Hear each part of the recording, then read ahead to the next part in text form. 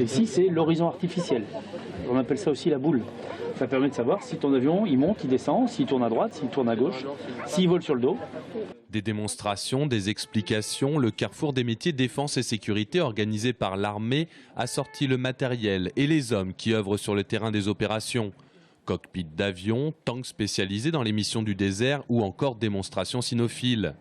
C'est que depuis les attentats en 2015 et en 2016 qui ont touché la population sur le territoire, il y a eu un regain d'attrait vers les métiers de la défense. Suite aux attentats, effectivement, les personnes, les jeunes et moins jeunes, sont venus nous voir plus facilement. Effectivement, ils souhaitaient apporter leur contribution à la défense du pays, à la défense des valeurs de la République. Donc nous avons eu un petit peu plus de fréquentation, effectivement, au CIRFA. L'armée veut aussi attirer vers les métiers hors celui de soldat. Logisticien, mécanicien, spécialiste en télécommunications par exemple. Eugénie, elle, a déjà transmis son dossier à l'armée de terre pour travailler dans la communication, aussi sur les terrains d'opération. Un Master 2 en management spécialité marketing et communication dans la poche, cette jeune femme de 25 ans veut dépasser l'émotion due aux attentats.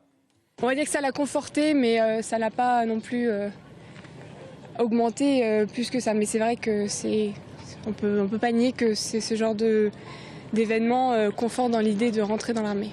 Les événements tragiques qu'a connu la France depuis 2 ans a gonflé le contingent de réservistes, prêts à vivre une expérience militaire et de terrain quelques jours par an.